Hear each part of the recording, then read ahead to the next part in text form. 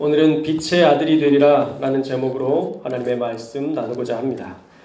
흔들리지 않는 믿음으로 살아가는 방법은요, 우리가 할 일을 하면 됩니다. 우리가 어떤 일이 있고 어떤 어려움이 있어도 우리에게 주어진 일들, 우리에게 맡겨진 일들을 그냥 감당한다면 그 어떤 일이 우리에게 닥친다 하더라도 우리는 흔들리지 않습니다.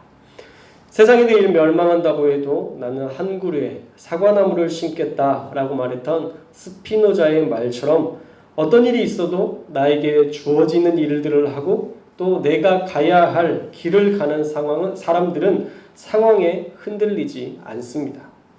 오늘 말씀에 보면요, 예수님은 우리에게 그런 굳건한 믿음, 흔들리지 않는 믿음을 요구하고 계세요.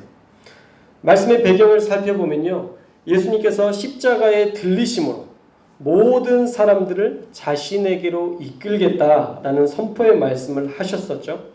그리고 그 말씀을 들은 무리들의 반응을 지금 기록하고 있는 말씀입니다. 33절에 보면 이렇게 말씀하시면 자기가 어떠한 죽음으로 죽으실지를 보이시는 것이다 라고 말씀하고 계세요. 십자가에서 죽으심을 통해 내 백성을 구원으로 인도하실 것이라는 그런 예수님의 선포는요, 유대인들에게 분명 혼란스러운 일이었을 거예요. 이 땅의 구원을 위해 오신 메시아가 사람에게 죽임을 당한다? 그러면 어떻게 이 땅을 구원해요? 사실 우리의 생각으로는 도저히 이해할 수 없는 방법으로 예수님은 세상을 구원할 방법을 계획하고 계셨던 것이죠. 오히려 로마로부터 독립시켜주고 세상의 모든 악한 제국들을 다 깨부시고 이제 평화의 나라로 이스라엘을 우뚝 세우실 것을 기대했었는데 그게 아니라 예수님이 죽으심을 통해 세상의 임금 사단을 패하고 내 백성을 얻을 것이다 라는 이 말씀은 도저히 상상하기도 이해하기도 힘든 그런 아이러니한 말씀이었습니다. 예수님을 이스라엘 나라를 회복시킬 희망의 메시아로 이 땅에 오셔서 위대한 일을 이루시고 나라의 주권을 다시 회복시켜 주실 것으로 기대했었는데 예수님이 하시는 말씀이 죽을 거다. 내가 죽어야 모든 사람이 나에게 올 것이다 라고 말씀하시니 그 말을 유대인들은 받아들일 수 없었다는 것이죠. 그리고 죽은 사람이 어떻게 사람들을 선한 길로 인도할 수 있습니까? 그들은 이성과 경험을 토대로 볼 때 예수님도 더 이상 독립과는 무관한 사람이라는 실망감을 느꼈을 것입니다. 그래서 무리들이 이해가 안 되니까 이렇게 이야기하죠. 우리 34절의 말씀 함께 읽겠습니다. 34절 말씀 시작. 이에 무리가 대답하되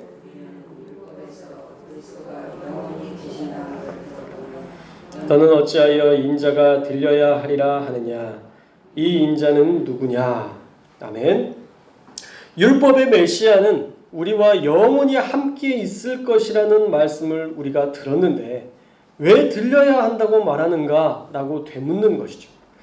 그런데 이 말은요, 예수님이 구원자로 오시고 십자가에서 대속을 이루신 이후에 승천하시고 성령을 보내주심으로 우리와 영원히 함께 하실 것이라는 하나님의 약속의 말씀이었지, 구원자로 오신 메시아가 영원히 육체의 몸으로 우리와 함께 하실 것이다 라는 말씀은 아니었던 것이죠. 그들은 그 상황까지, 그 영적인 일까지 이해할 수는 없었던 것입니다. 그러니 이해할 수 없었던 거예요. 그리스도라면 영원히 백성들과 함께 해야지.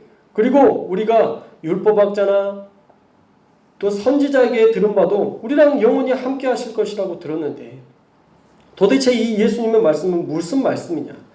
그리고 어떻게 인자가 들려야 한다고 하느냐라고 반박하는 것이죠. 십자가에 주는 메시아 이해할 수 없었던 것입니다. 그래서 유대인들이 예수님을 향해 이렇게 물어요. 이 인자라 칭하는 사람은 그럼 누구란 말이냐? 당신은 그리스도가 아닌가? 라고 반문하는 것이죠. 메시아는 우리와 영원히 함께한다고 했으니, 그리고 당신은 죽는다고 했으니 그럼 당신은 메시아가 아니지 않는가? 그러면 우리가 믿어야 될 메시아는 도대체 누구란 말이요? 라고 예수님께 되묻는 말씀이에요. 그런데 정말 이 사람들은요, 율법에 대해서 잘 모르고 말하고 있는 것 같아요. 분명히 이사야서 53장 말씀에 보면 이미 고난받는 종의 노래가 기록되어 있습니다. 또 해를 받으실 것도 구약에 수없이 언급되어 있습니다. 그런데도 그리스도가 영원히 함께 있을 것이라는 통상관념만으로 믿었던 것이죠. 말씀을 온전하게 믿고 온전하게 받아들이는 그런 말씀이 아니라 그들이 필요한 것만 받아들이고 그들이 반박할 것들만 찾아서 그 말씀을 가지고 예수님을 반박하는 그런 내용으로 가득 차 있다는 거예요. 얼마나 잘못 믿고 있는지 우리가 알아야 됩니다. 그냥 믿고 싶은 대로 믿었던 유대인들의 통상관념이지 말씀에서 주신 그대로 믿는 모습이 아니라는 거죠. 어떻든 이런 되물음에 예수님은 친절하게 답해 주십니다.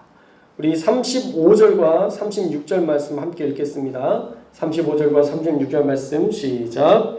예수께서 이르시되 아직 잠시 동안 빛이 너희 중에 있으니 빛이 있을 동안에 다녀 어둠에 붙잡히지 않게 하라. 어둠에 다닌 자는 그 가는 곳을 알지 못하느니라. 너희에게 아직 빛이 있을 동안에 그리하면 빛의 아들이 되리라. 예수께서 이 말씀을 하시고 그들을 떠나가서 숨으시니라. 36절 말씀이 거기까지죠. 자, 35절을 직역하면요. 어둠이 너희를 자기의 것으로 삼지 못하도록 너희는 그 빛이 있는 동안에 계속해서 행하라 라고 말씀하고 있어요. 계속해서 행하라. 빛은요 누굴까요? 예수님이시죠. 어둠은 누구예요? 사단을 이야기하는 겁니다. 어둠은 사단이에요. 사단이 우리들을 자기의 것으로 삼지 못하도록 계속해서 말씀이신 예수님을 믿고 따라야 된다라는 거예요. 그냥 한순간 믿고 따르는 것으로 해결되는 게 아니라 언젠가 우리가 성령으로 충만했을 때 그것 한 번으로 우리의 믿음이 계속 지속되는 것이 아니라 우리는 매일 매순간 지금 내 삶에 우리 주님과 동행하는지를 계속 되물어야 된다라는 거예요. 그래서 이 따르라, 이 행하라 라는 말씀은요 한 번의 말씀이 아니라 계속적인 순종, 계속적인 헌신을 이야기하는 것입니다. 그래서 결론적으로 36절에 빛의 아들이 되기 위해서는 참 빛이 되신 예수님을 믿어야 된다라고 말씀하고 있어요. 빛의 아들, 빛의 자녀, 우리가 에베소서에서도 우리가 새벽 예배의 말씀을 통해서 살펴봤었는데 빛의 자녀로서 살려면 뭐가 필요하다고 그랬었죠?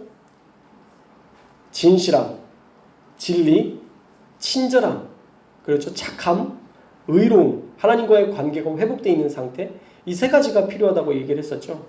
그것이 빛의 자녀가 갖추어야 될 원인과 결과다라고 말씀을 나눴었어요. 빛의 아들이 되기 위해서는요, 우리가 이 세 가지를 가지고 우리가 주님을 따라야 되는데 그것보다 더 중요한 것이 뭐냐? 그런 행실보다 더 중요한 게 뭐냐? 분명 오늘 말씀에 보니까 참 빛이 되신 예수님을 믿어야 된다는 거예요. 예수님이 내 인생을 바꾸어 주실 유일한 구원자라는 사실을 믿어야 되고요. 예수님만이 우리 인생을 바꾸실 수 있다는 분명한 확신으로 가득 차서 우리가 주님을 따라야 되고요. 오직 예수님만이 우리를 구원으로 인도하시는 유일한 하나님이심을 우리가 믿어야 된다라는 것입니다. 할렐루야. 그게 기본이에요. 예수님을 믿는 믿음이 있어야 그 다음 단계가 모든 것들이 이루어질 수 있는 거예요. 예수님을 믿지 않는데 우리가 어떻게 순종할 수 있고 우리가 어떻게 사랑할 수 있고 우리가 어떻게 사명을 감당할 수 있겠어요? 그래서 가장 먼저 우리가 해야 될 것은 무엇이냐? 예수님을 잘 믿어야 됩니다. 예수님 잘 믿는 저와 여러분들 되시기를 주님의 이름으로 축복합니다. 예수님을 잘 믿어야 돼요. 그러면 그 후에 우리에게서 사랑도 나오고요, 헌신도 나오고요, 순종도 나올 수 있는 거예요. 그러므로 여러분도 예수님 잘 믿으시기를 주님의 이름으로 축원합니다. 예전에 오카남 목사님께서 그러셨다고 그러잖아요. 이렇게 목회자들 다 모여서 이렇게 세미나 하는데 그 목사님께서 여러분 예수님 잘 믿으십시오. 목사님들한테 예수님 잘 믿으십시오 라고 했대잖아요. 정말 필요한 거예요. 목회자들도요, 예수님을 믿는지 아니면 내 능력을 믿는지 늘 되돌아봐야 돼요. 나를 믿으면, 내 능력을 믿으면 늘 무너지고 넘어져요. 사람이 세워지는데 변화가 안 돼요. 하나님을 잘 믿으면 변화가 돼야 되는데 내가 내 방식으로 이끌어갈 때에는 사람이 변화되지를 않아요. 그런데 하나님이 만져주시면 다르죠.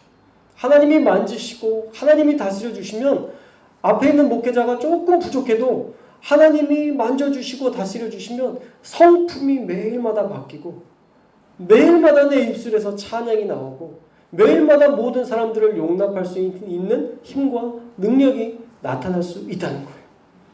그러므로 우리가 목사의 말을 잘 듣는 게 아니라 그 무엇보다 예수님을 잘 믿어야 되고 예수님과 동행하는 저와 여러분이 되어야 될 줄 믿습니다. 자, 그렇다면 잘 믿는다는 것은 무엇일까? 오늘 말씀하신 이 말씀을 통해서 우리가 살펴볼 수 있는 것은요, 하나님의 말씀을 나에게 주신 말씀으로 믿어야 되는 거예요. 이 성경의 말씀이 누군가에게 주어진 것이 아니라 바로 나에게 주어진, 나에게 오늘 말씀하시는 하나님의 음성임을 믿어야 된다라는 것이죠. 또 하나, 이 말씀이 나에게 주신 것이라면 이제 어떻게 해야 될까요? 말씀을 읽어야 돼요. 말씀을 열심히 읽다 보면 이 말씀을 통해서 하나님께서 지금 나에게 주시는 음성을 들을 수가 있어요. 그리고 나에게 원하는 순종해야 될 것들을 말씀하실 때가 있어요. 저와 여러분에게 순종해야 될 것, 오늘 나에게 주신 하나님의 말씀을 읽고 듣고 또 그 말씀을 순종하면 하나님이 진짜 잘 믿는 인생이 되는 거예요. 막 극동방송에 나오고 CTS에 나오고 막 거기에서 간증하는 그런 사람이 되지 않아도 저와 여러분이 오늘 이 말씀을 읽고 듣고 순종했다면 극동방송이 아니라 천국방송에서 여러분의 그 순전한 삶을 간증으로, 거기에도 라디오가 있겠죠. 라디오로 막 우리 교회 송도교회 어떤 집사님이 오늘 이런 간증을 했는데 너무 은혜가 됩니다. 그러면 막 천국에서 할렐루야, 그 집사님 정말 나중에 천국 오면 만나고 싶네요. 막 사람들이 간증에 찬양하고 그런 은혜들이 있을까요, 없을까요? 나중에 가서 봅시다. 전 몰라요. 라디오까지 거기서 있는지는 모르겠고, 그러나 분명 그런 하나님의 역사들에 대한 많은 사람들의 간증을 기뻐하고 행복해하는 그런 일들이 있을 거라고 믿습니다. 사랑하는 여러분, 우리가 누군가에게 드러나는 일에서 인정받는 것 중요한 거 아니에요. 지금 내가 하나님을 위해서 신실하게 살아가고 있고 주님을 위해서 내가 말씀을 듣는 대로 우리가 뭐라도 딱 한 가지라도 우리가 그것을 하고 있다면 하나님 그거 기억하세요. 그거 보세요. 그리고 그것 때문에 하나님께서 선한 길로 인도하시는 놀라운 하나님의 역사를 경험할 수 있게 되는 것입니다. 그러므로 저 사람이 조금 더 잘하는지 못하는지 이런 거 신경 쓰지 말고, 저 사람들이 조금 더 인정받는지 인정받든지 말든지 그거에 우리가 신경 쓰지 말고 나는 나의 길을 간다. 내일 지구가 멸망해도 나는 지금 사과나무 한 그루를 심겠다. 이 마음으로 교회를 위해서, 하나님을 위해서 나의 해야 될 헌신의 일들 묵묵히 감당하면 그 사람이 가장 무서운 사람이에요. 사단이 아무리 건드려도 흔들리지 않고 사과나무만 심고 있을 거거든요. 가장 무서운 사람이 될 수 있습니다. 사랑하는 여러분, 그렇게 해야 우리가 하나님의 아들로, 하나님의 딸로 살아갈 수 있는 거예요. 빛의 아들이 되려면, 빛의 자녀가 되려면 우리가 선함과 의로움과 진실함의 열매를 맺어야 된다라고 말씀드렸었는데, 그 전에 우리가 예수 그리스도를 우리의 마음 가운데 온전하게 믿고 주님과 동행하며 살아가면 우리가 이 모든 것들은 자연스럽게 착함도 나타나고 의로움도 나타나고 진실함, 진리를 따르고자 하는 그런 열망들도 우리에게 자연스럽게 나타난다는 것, 저와 여러분이 꼭 기억하시고 오늘 하루 우리를 위해서 죽으신 예수님을 여러분의 마음 가운데 새기고 예수님과 온전히 동행하고 또한 예수님을 온전히 믿음으로 세상 가운데 하나님의 그 영광을 비추는 그런 빛의 자녀로 살아갈 수 있기를 주님의 이름으로 축원합니다.